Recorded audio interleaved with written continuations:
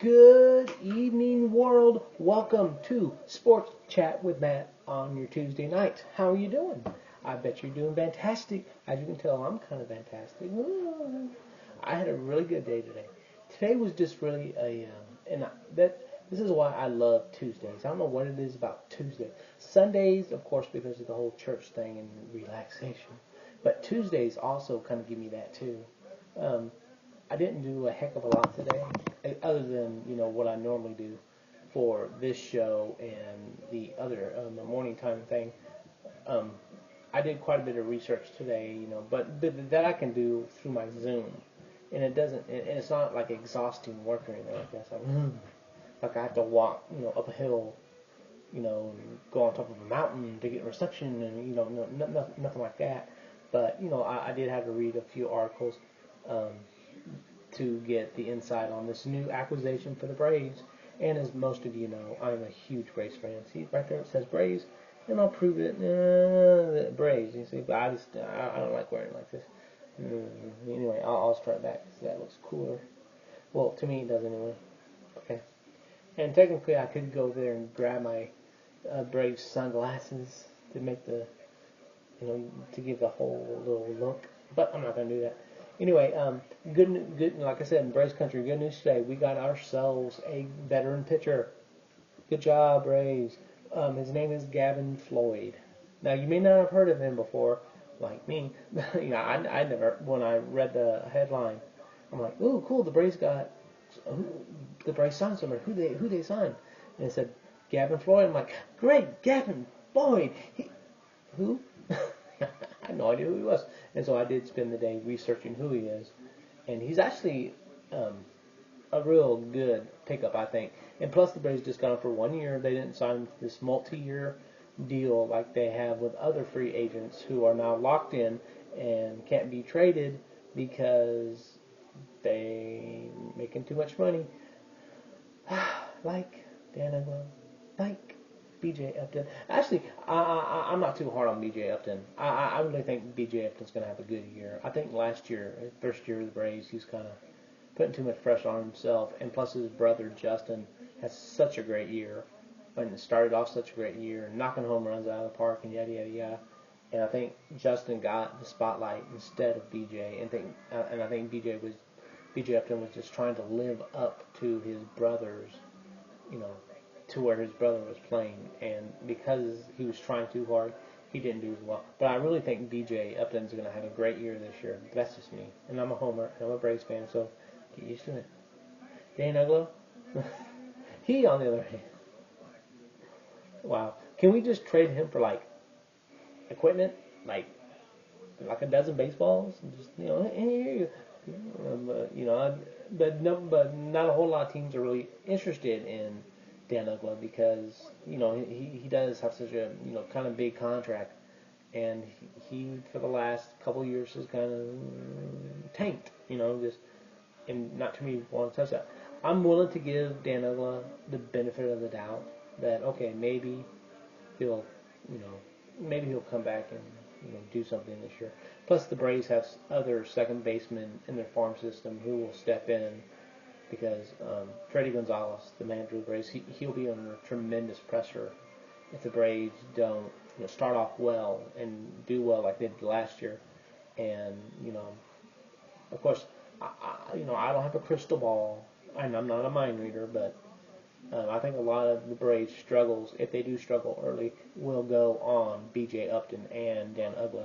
Whether that's justified or not, who knows. But anyway, a little bit more about this new pitcher the Braves signed, just in case you didn't do the research like I did. Anyway, Gavin Floyd, he's 31 years old. He's 30. I'm sorry, he's 30 years old. He's 30 years old. He's coming off Tommy John surgery that he had in May. Yeah, I know. Coming off the surgery, you never really know. But he was with the White Sox. That's what he's a free agent from the White Sox. It's not like the Braves traded to get him. No, the Braves signed him to a 1 year, $4 million free agent contract. And like I said, the Braves wanted some, I guess, maturity or age in their bullpen. Especially with their starters, because I mean, look at their starters now. Now that Paul Mulholland and God, what's his name? That guy who went to the Giants. Him. Oh, Tim Hudson.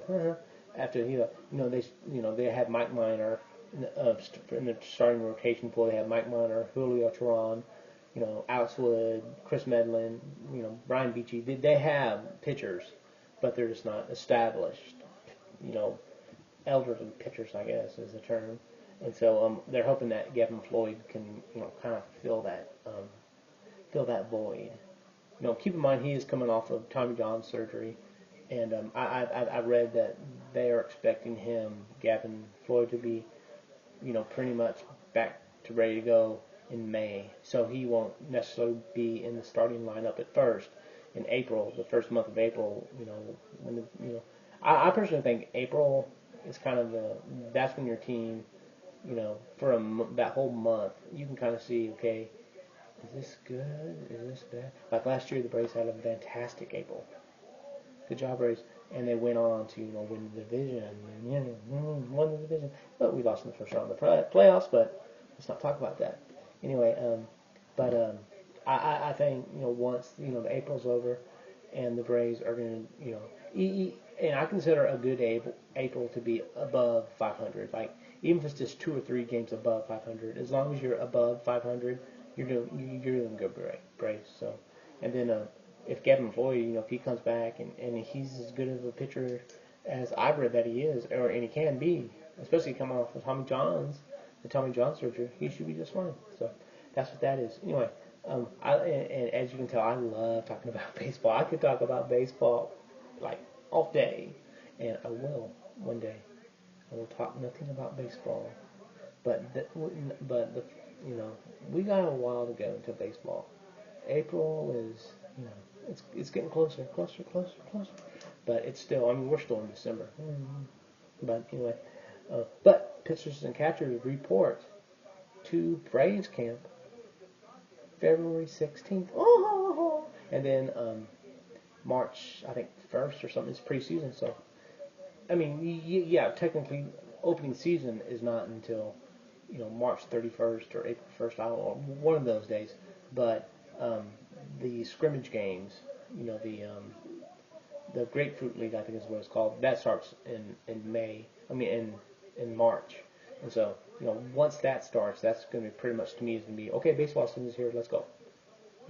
And even if the Braves have a bad preseason Grapefruit League, don't get too worried, Braves fans, because that's the whole month of minor league, not minor league, but grapefruit games are just managers and GMs trying out players, who's going to stick, who's going to stay, who's going, yada yada yada. So anyway, looking forward to baseball season starting, and it's actually not that, because think about it. And next week is Christmas, and the day after that, or the week after that, is New Year's Eve, and that's January, and then once we're in January, baseball season basically for me, it starts in February. So woo, yay, Braves. Anyway, okay, and actually there were other things happening in the world today of sports besides Braves, besides baseball.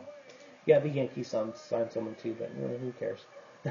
They're the Yankees. I don't care that they're still signing free agents. It's like, at what point Yankees is? Do you have a cap? I guess not. But anyway, it's the other article I read in the show I was watching earlier was about the Dallas Cowboys, and Jerry Jones talking about how he supports Tony Romo's, I guess, controversial last play, or the play where he basically threw an interception. It was supposed to be a running play, but Tony Romo changed it at the line of scrimmage because he saw something, and Jerry Jones came on like, yeah, I support him in that. Yeah, he's the leader of our team. He needs to make quarterbacking decisions. That's what he does. And then we saw what happened. He threw an interception and they lost. Although most people were pretty upset about it, I was kind of thinking it was funny. But and then he's talking about and Jerry Jones. You give the worst interviews ever, and you can tell your crap is all planned out. it's you must have a publicist who writes your answers to your questions, because normal people don't answer the way you answer questions. Like they asked him about if he'd possibly bring in a new GM to be the GM of the Dallas Cowboys. Like, well, you see, all GM decisions would have to go through me, the owner. So I'd have to hire a GM, and that wouldn't even necessarily mean that GM is a good GM. It'd still have to go through me. See? It's like, okay, George, that answer made absolutely no sense. No sense. Well, you make no sense, so I guess it's fitting. Anyway, gotta go. Like I said, I had a real good, chill day today. A lot of fun. Tomorrow's gonna be a little bit different. I got some stuff to do tomorrow. Gotta go to Evans. Then I'm gonna go head over to North Augusta real quick to meet with a friend of mine who I've not seen in a couple of years, and very excited to see her. I'm not gonna say her name because she didn't tell me I could. I could say her name, but I'm not gonna. I'm not gonna say it. So I got your back. Yeah, I almost said her name, but I didn't do it. Anyway, so I got to go there, and then after that, of course, I'll come on back to the hick town of Plum Branch. But anyway, everyone have a great night, and I'll talk to you tomorrow morning for Morning Time with Matt. Love you guys. Bye.